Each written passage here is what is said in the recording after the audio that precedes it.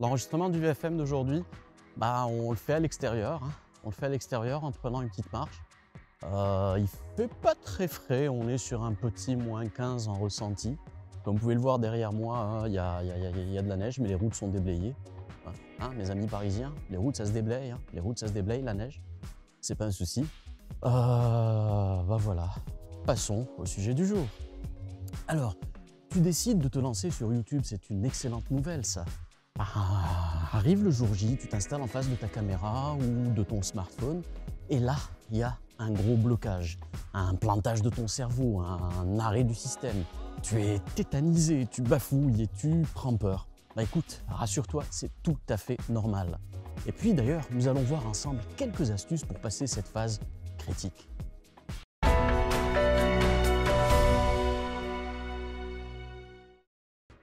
Alors, au tout début du projet VFM, l'idée de devoir parler face à la caméra me stressait un peu. Je bafouillais, j'avais du mal à retenir mes textes, je tremblais un peu. Je me disais aussi que c'était ridicule de parler avec une caméra. Mais d'un autre côté, l'envie de me lancer me trottait dans la tête. Le plaisir de partager des infos étant beaucoup plus important, me voici donc aujourd'hui face à toi. Pas face à la caméra, j'insiste, face à toi. Et je suis passé outre mes craintes et outre mes peurs. Dans le VFM d'aujourd'hui, je vais donc te partager quelques petites astuces qui vont te permettre, je l'espère, et qui vont t'aider à passer à la vitesse supérieure dans tes vidéos YouTube. Alors la première astuce, c'est la confiance. Tu ne dois à aucun moment te dire que parler en public ou face à une caméra, ce n'est pas pour toi. Parler devant la caméra n'est pas réservé à une certaine élite de youtubeurs. Dis-toi même que Casey Neistat, il a commencé quelque part, comme toi. Sauf que la seule différence entre vous deux, c'est le cumul d'expérience. Tu verras que plus tu avanceras dans le temps, plus tu publieras des vidéos et plus à l'aise tu seras face à la caméra. Et j'insiste, les premiers pas sont les plus importants. Et puis il est bien plus simple d'essayer et de réussir que de vivre avec le regret de ne pas l'avoir fait, crois-moi. Et avec le temps, tu verras, ce sera beaucoup plus facile de parler à la caméra. Ce sera aussi simple que de parler à tes chums dans un Tim Hortons face à un café. En second, respire. Tu sais, le stress de la caméra peut fortement influencer ta manière de respirer, ta manière de parler. Tu auras tendance à parler beaucoup trop vite, ça m'arrive des fois. Je sais, je le fais aussi. Une astuce toute simple, ne pas se filmer quand tu es contrarié, angoissé, crispé, nerveux. Dis-toi que tu parles à quelques personnes et que Freddy Krueger, il ne te court pas après. Donc, no stress l'ami, nature. En troisième position, demande conseil. Tu sais, personne n'est parfait. Même les meilleurs acteurs ont besoin de se faire aider, de se faire guider. Essaye-toi face à la caméra, demande à des gens leur avis sur différents points. Parles-tu naturellement? Fixes-tu la caméra? Ta voix est-elle normale ou piche-t-elle un peu trop à cause du stress? As-tu les mains de jazzman, les mains qui bougent? Ou parles-tu comme un Méditerranéen avec tes mains? C'est connu, Smaïn, tu le disais.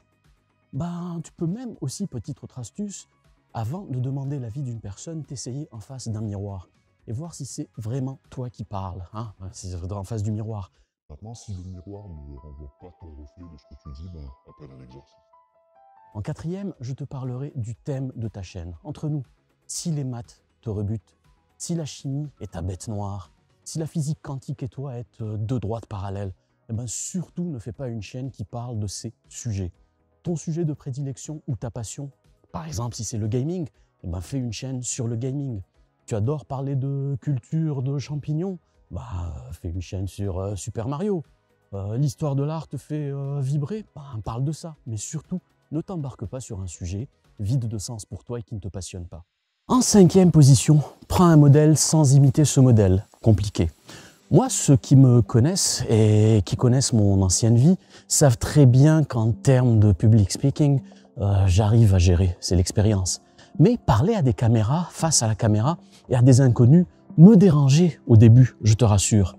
C'est en voyant des vidéos de gens comme Mathieu Apouya ou Peter McKinnon ou Casey Neistat, mais aussi les superbes keynotes de feu Steve Jobs, repose en paix mec, que j'ai compris un point important. L'objectif est d'avoir le même confort qu'eux face à la caméra, sans pour autant les imiter. Le dernier point, et non des moindres, même si tu as une mémoire d'éléphant, même si tu as aussi le flow facile, même si ton sujet, tu le connais mieux que n'importe qui, écris ton texte, lis-le, relis-le et arrange-le. Rends-le le plus fluide possible avant de te lancer face à la caméra. Attention, hein, je n'encourage pas le parkourisme. Il faut vraiment laisser de la place à l'impro, à l'improvisation. Mais avoir une idée de ton texte, une structure que tu vas suivre, hein, une sorte de fil d'Ariane à suivre, ben, ça va te faciliter bien des choses, crois-moi. Voilà, j'espère que ces quelques astuces pourront t'aider à évoluer. Garde en tête surtout qu'elles sont applicables à d'autres moments de ta vie, hein. Tu as un projet à présenter à tes pairs, tu as un PowerPoint ou une interview ou même un entretien d'embauche, ben, tu pourras puiser parmi ces 6 ou 5 astuces que je t'ai partagées, ces éléments, qui pourront très certainement te permettre de faire de ces instants un moment agréable, autant pour toi que pour les gens que tu auras en face de toi, bien sûr. Voilà, donc si le sujet abordé aujourd'hui te plaît, ben, un gros like dessus, ça me fera plaisir.